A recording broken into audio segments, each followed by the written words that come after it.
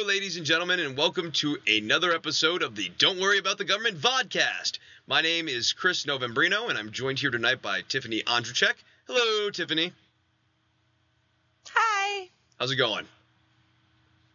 Good. How are you? I'm well. So we're finally here, and we're finally talking about Julian Assange and him being holed up in an Ecuadorian embassy, or an Ecuadoran embassy in the UK.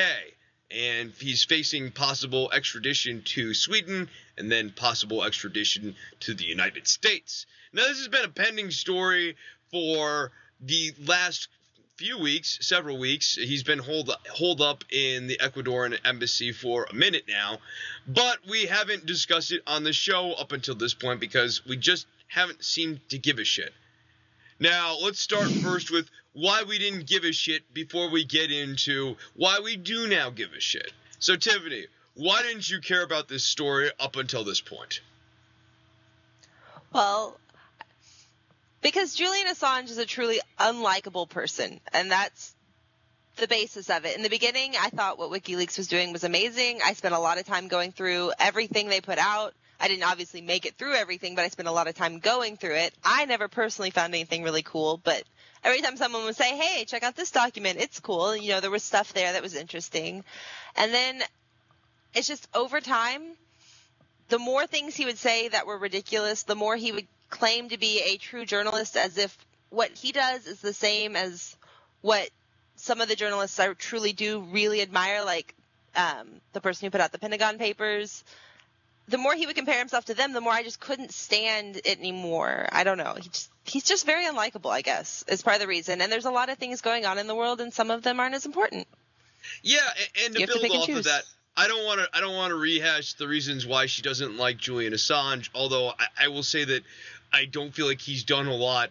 He certainly has an ego, and he's made himself the face of WikiLeaks. And let's talk about what WikiLeaks is. WikiLeaks, at its peak, was a moderately effective, oversized global transparency organization that employed a lot of members, accepted a lot of donations, and frankly, didn't put out a lot of different products. They put out the Afghanistan war logs. They put out the collateral murder video. They put out the U.S. diplomatic cables. They promised to put out Russia and China leaks. That never happened. Then we also have this other issue of Julian Assange's comfort with Russia.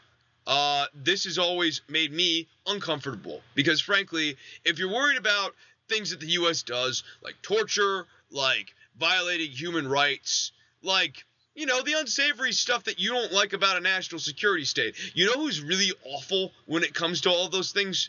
Russia. So I always thought that was a little bit bogus. And then, I mean, even Ecuador. As you were telling me earlier, Ecuador doesn't exactly have an awesome human rights record. So you have Julian Assange, who's crusading for freedom of speech, transparency, human rights, and his allies are nations that are enemies of all of these things and would never support any of these things in their nation, but do like the fact that Julian Assange has this anti-U.S. axe to grind. So let's pivot now. Why do we care about this? Because, I mean, in light of all of this, it sure doesn't seem like there'd be a lot to be concerned about.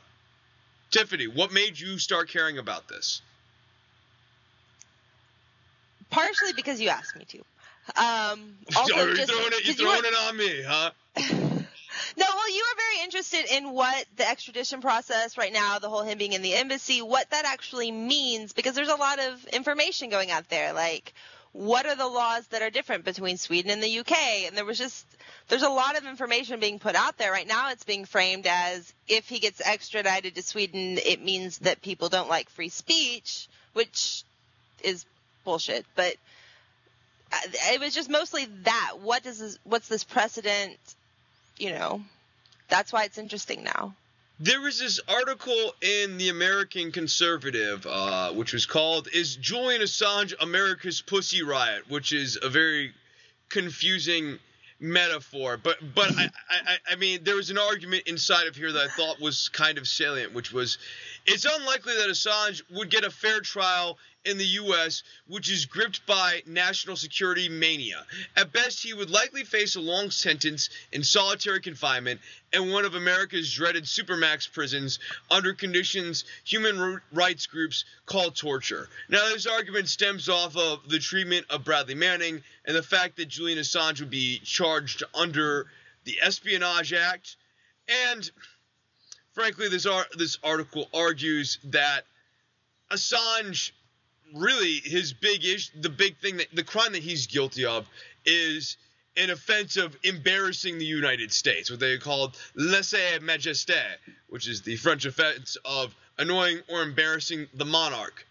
This author contends that Washington is reacting like Putin or Lukashenko. I don't know how much I really buy that, but I am worried about the fact that Assange is going to face a fair trial here. And the other argument that this article makes is that this is a continued overreach of U.S. law globally.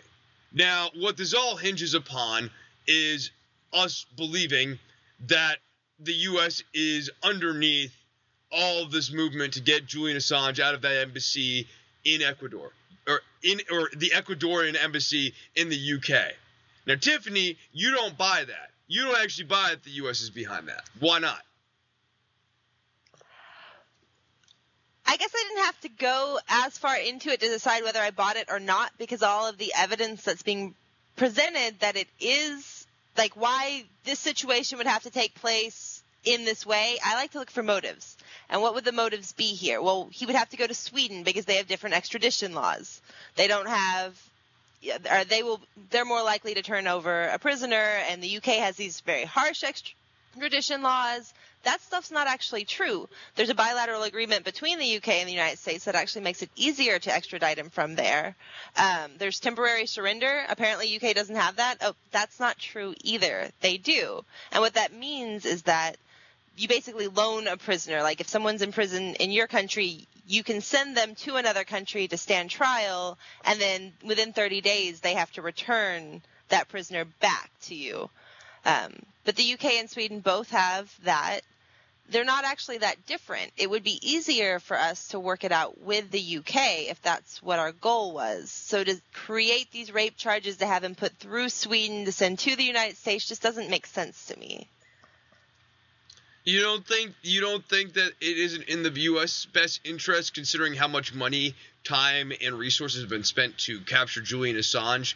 It wouldn't be in the best interest to create charges with which to detain him and stop him from being productive? That could be. What about the fact that and I'm not saying it's the United not. States has what about here would be an argument that they would make. The U.S. has shut down WikiLeaks' ability and Julian Assange's ability for his legal defense to get money from MasterCard and Visa. Okay. That does not mean he didn't rape these two girls. I mean, no, okay. That's the thing. That's where you get to. But that's not the thing. It's not the thing is whether or not he raped the girls. The issue is whether or not raping the girls becomes a very convenient way to get Julian Assange back to the United States, and that isn't something that the U.S. wants to do.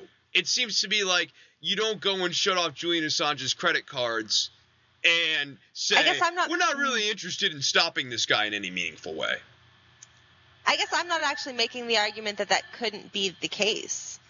It could be the case that he did do this or he didn't. Regardless, he still has to stand trial for it. And then as a consequence, he gets sent to the United States. That's what happens if, say, you're in a country illegally and you run a stop sign. It's the same kind of thing. Should you get deported for running a stop sign? No. But you got caught for doing that, and then there were other consequences. So I think we're in agreement, at least on the idea that the United States has a motive here, that there is an incentive. Right. If this I'm not sure we're in agreement. I'm not sure we're in agreement on whether or not the United States is actually a player. We agree that they both could have a motive, or that they have a motive if they are a player, but I'm not sure we're in agreement about whether or not they're a player. No, in this situation. You don't think that they're a player, but I tend to think that they are. And I think that's where we're going to have to leave it. We are Don't Worry About the Government. You can go to our homepage. That's don'tworry.tv. You can follow us on Twitter at DWATG. And you can check out our Facebook, which is facebook.com/DWATG. You can follow me on Twitter at Chris Novembrino. Until the next one, cheers. Bye.